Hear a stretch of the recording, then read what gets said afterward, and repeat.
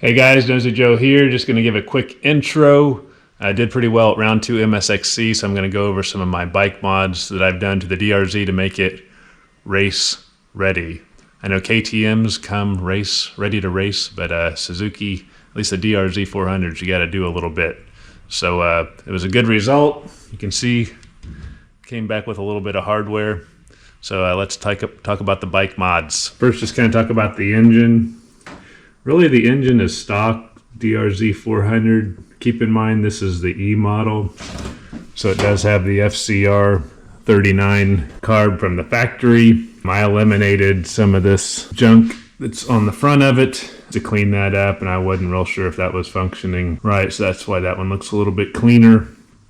It does have a full FMF exhaust on it. Obviously the bike isn't even cleaned up from the race yet. I haven't got it out of the truck.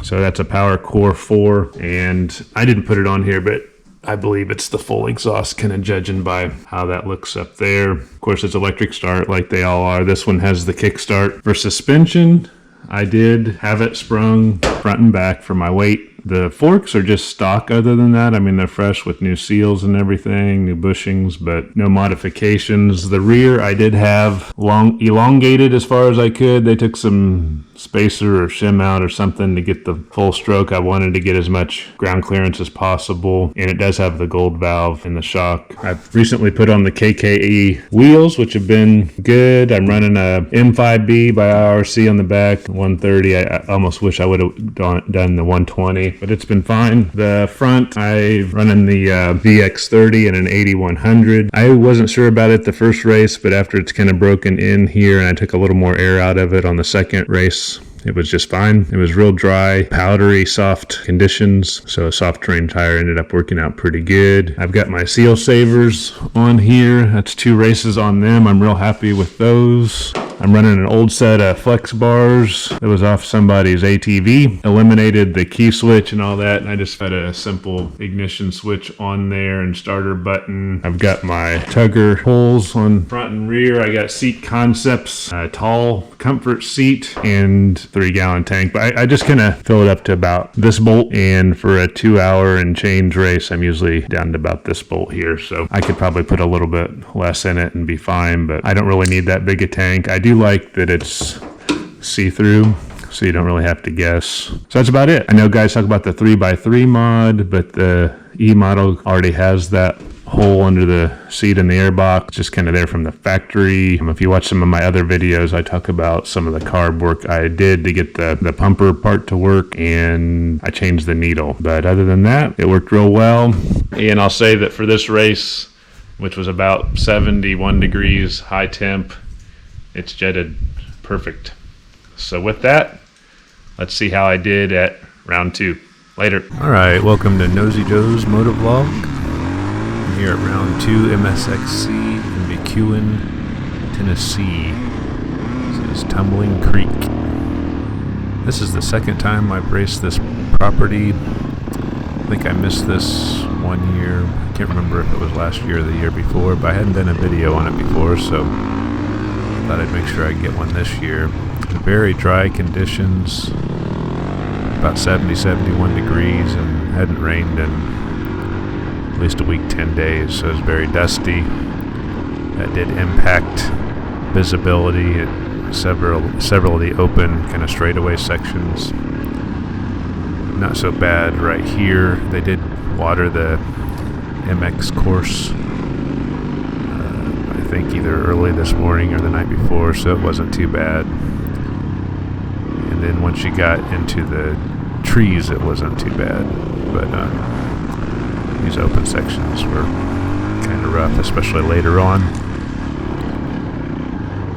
So I got second in the whole shot, and then this Yamaha YZ250F got in front of me.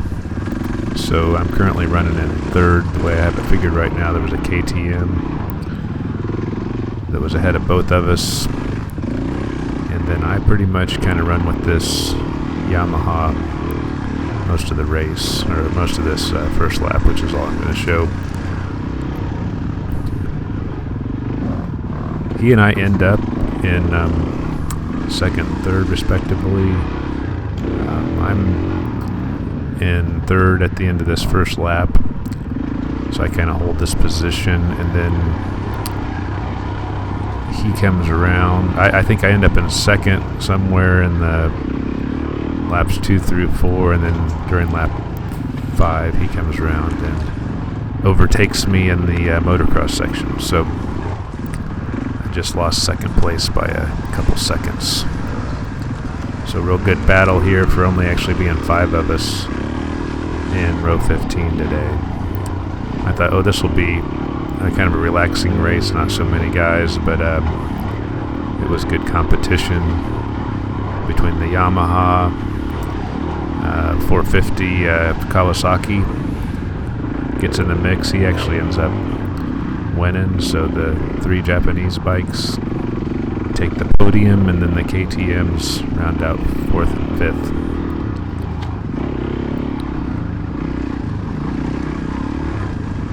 So this is a course that I think's been raced a lot, but they tried to do a good combination of, this is pretty steep right here.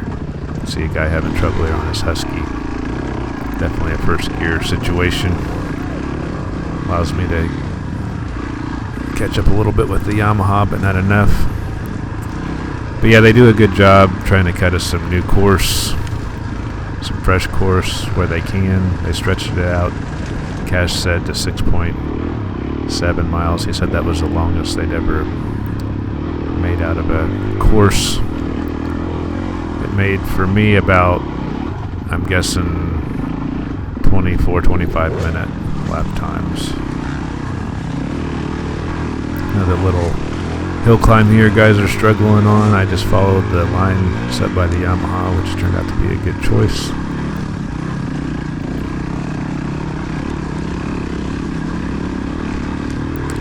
I was wondering how he was going to like that bike. That's not the FX model, which is the cross-country race version. That is the true F motocross, which normally has like a 19-inch rear tire and stiffer suspension. I couldn't tell if he'd done any work on it or not, but he did tell me after the race he had trouble keeping up in these tight wood sections, but then when it opened up, and especially on the motocross area, that bike really shined compared to the DRZ. DRZ don't jump 300 pounds, and I'd actually softened up the compression on the front and back before this race.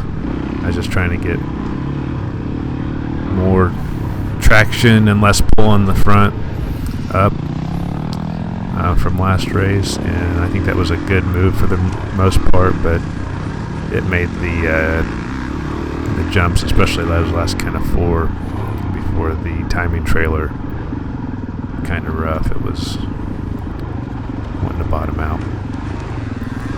But it's pretty rare for these races that we have jumps really at all. So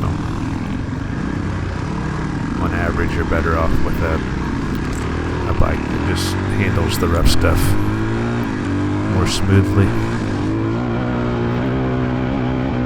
I think I talked about in my kind of preview to the race and last race that I wasn't real sure about the VX30 front tire choice, but I dropped that down to like probably 7 pounds, which is so weird because the VX40 I'd have to run at 14 to kind of get the same amount of pliability out of it, but dropping the 30 down to about half of that and then softening up the suspension. I didn't have any front end wash during this race at all. The only time I lost the front, I don't think I do it in this lap, was just where some corners got just totally like a pile of dust powder, and I just kind of blew through it one time, but that was just my fault, not the tires. So this is pretty cool. Not too many races am I able to kind of stay right with somebody for so long, but me and this Yamaha stay real close really the whole race.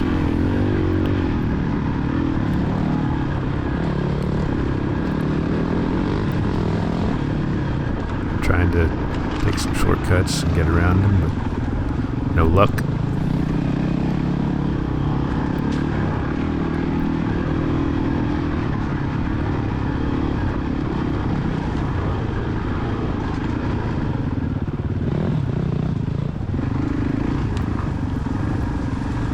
He and I ended up doing 5 laps at, I think, 2 hours and 14 minutes. The KX450 beat us by, I don't know, 4 or 5 minutes. So once he overtakes us a little bit later, apparently neither one of us catch up with him.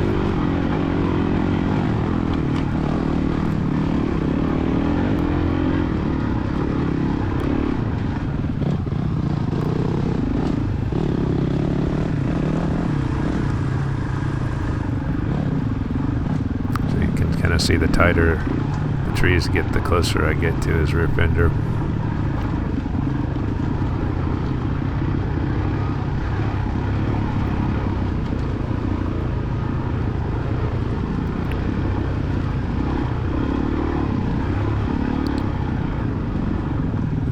I always tried to cut this left to get a little bit better run up. Pretty sizable hill. I saw guys coming back down in about every lap, having to give it a second try.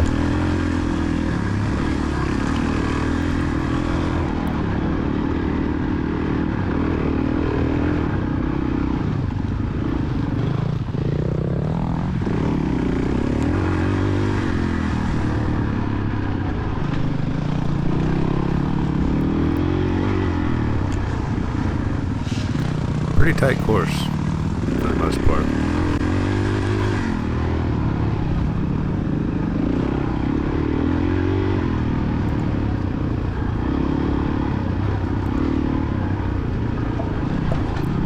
Really, that section at the end of the race and the beginning of the lap is really the only open areas that you get much speed.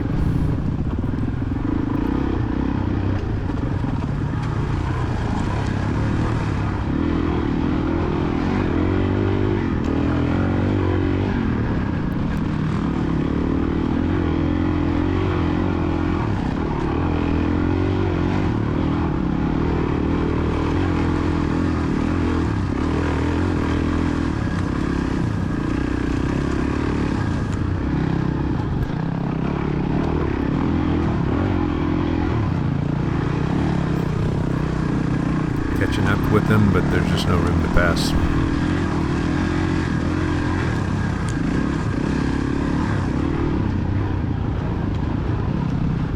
Try to cut the corner again.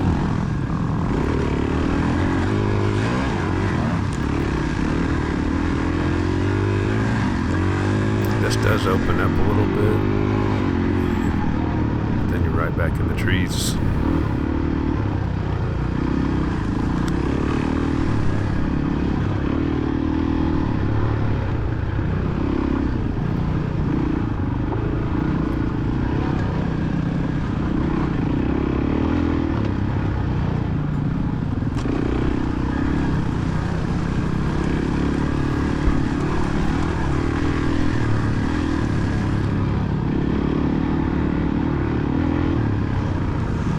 Another corner.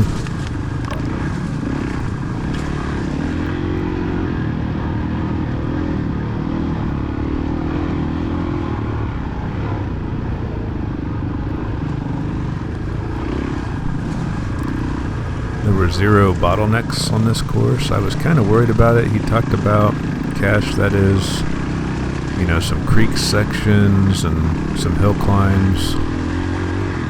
And I definitely saw some people having to redo hills and maybe a little bit slower pace during some of these creek sections that we haven't seen yet.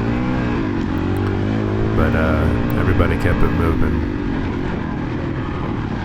So good course design. So we didn't have to deal with anything like that.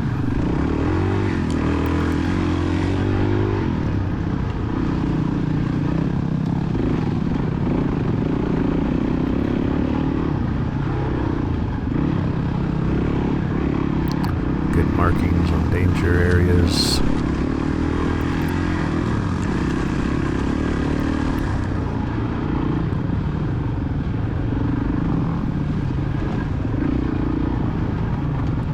lot of the long sections of tape were keeping us out of barbed wire. So that was good.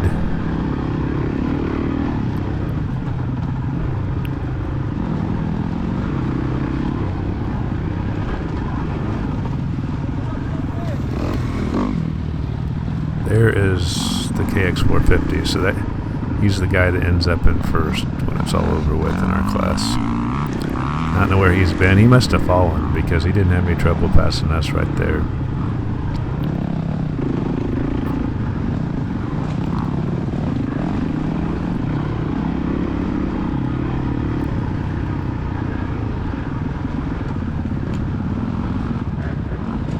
A little sketchy area right there.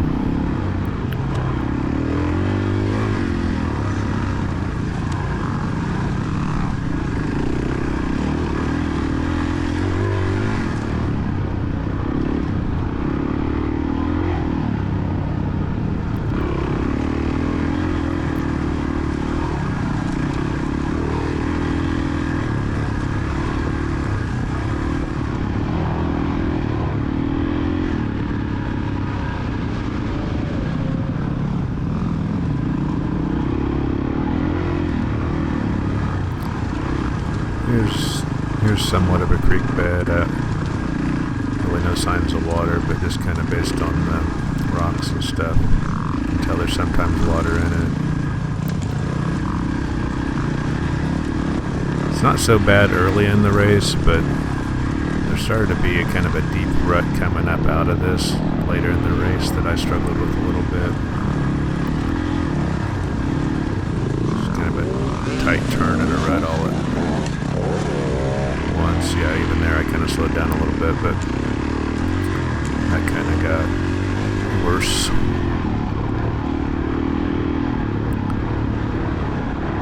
KTM got around me. I don't believe he's in our class though. Pretty good hill climb right here. I'm really hoping these guys are going to pick it up, which they do, because I didn't have many places to go. M5B works great on those hill climbs. Oh, no problem.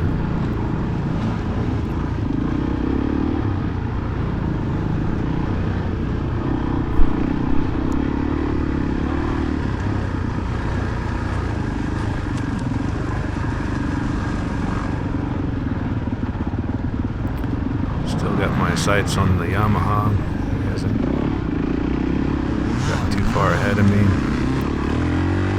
Go through this field here, and then you can cut it left for the pro hill, but I took the right. I don't know if I could have done it or not. It looked pretty steep. So I believe the KTM got around the Yamaha, so now I'm back chasing the Yamaha again. We curl back up around here, and then we're in kind of the path of the guys coming up the pro hill right there, which that was a little bit sketchy. Luckily, I never timed it too bad where someone was coming up out of there.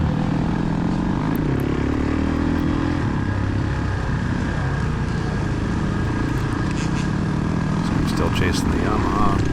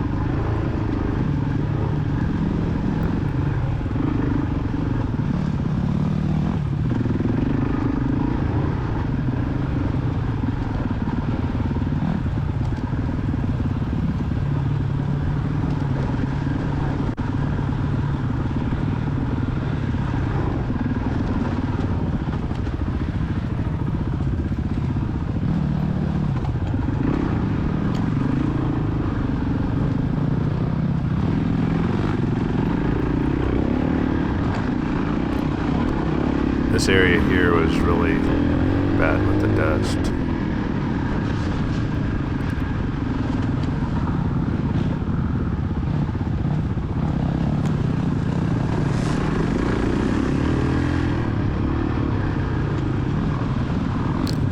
One little spot of water for the whole race was right there.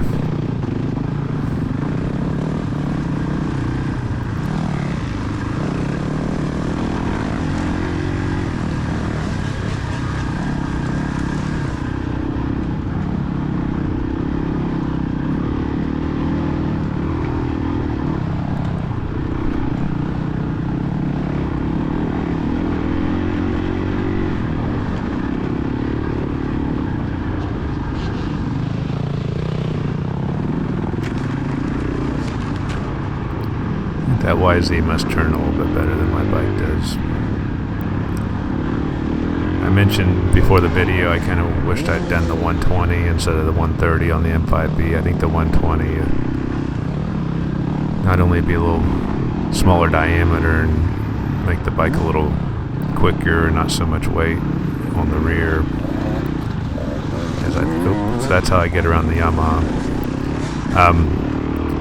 I think it would turn a little bit better. It's a pretty wide tire.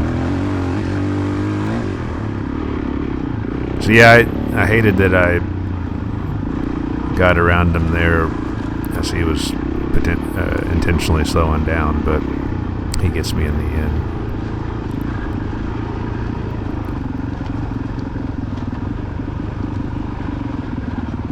This was kind of a sketchy downhill. I played it pretty conservative. I don't like going down hills like that very fast because I'm not sure if I'm going to be able to get it stopped. There's a lot of inertia between me and the bike. We'd be well over 500 pounds together. Now there's the KX 450, so we pass him. But he must pass us back later on.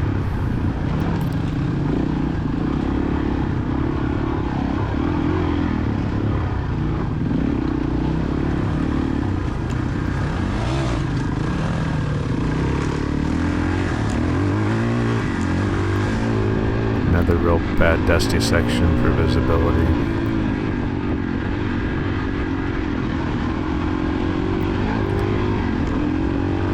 And it continued to get worse. This is just lap 1, so by lap 5 it was just a dust bowl.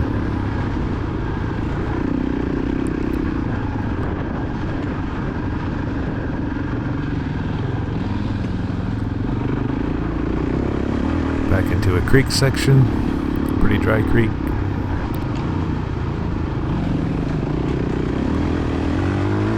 I decided I'm going to get around this guy.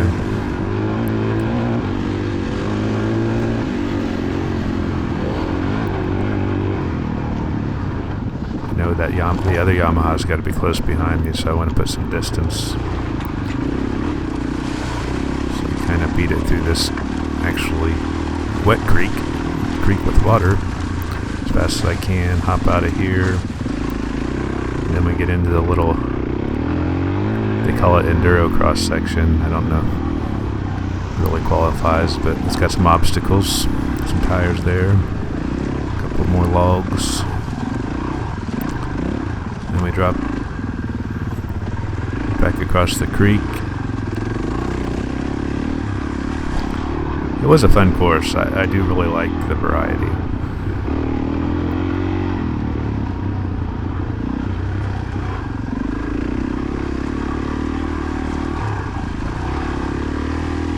I'm definitely pushing in it some, knowing those guys are surely close behind me. The KX 450 and the Yamaha 250. So I gotta get my Suzuki going as much as I can, get some distance, and I'm feeling pretty good this lap. By the 5th lap I do start to get tired, but I was really happy with what I chose as far as my hydration pack. I'm doing a combination now of a little bit of hydro Power, and then this stuff called Element, which is literally the letters LMNT that you can get off of Amazon. That's just electrolytes basically, and that kind of cut down on some of the cramping I would get in my legs. So I think I got the magic potion for during the race hydration.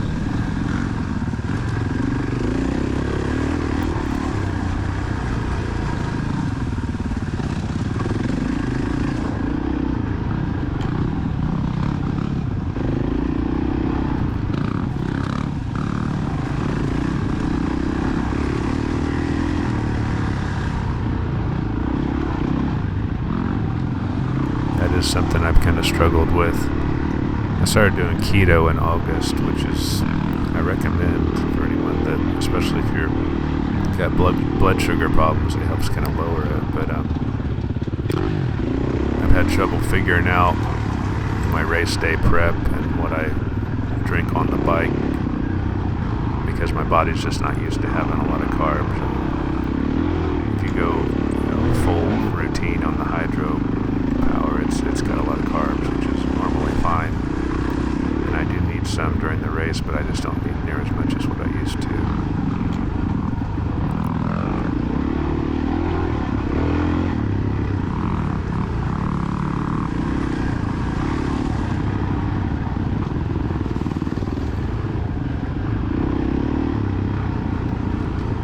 We got about a minute and a half left. We finally dropped down into the motocross section or near it at this point. This first lap, I've not been over these jumps since a year or 2 years ago whenever I was last here, and I can't quite remember like what is a double and what's a tabletop, etc. So, or even if I have to worry about it. So these first three you don't really have to worry about, so I gain a little bit of confidence.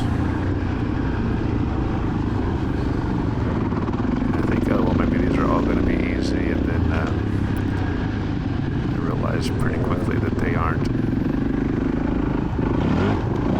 So that one wanted to trip me up, and then this one was bad.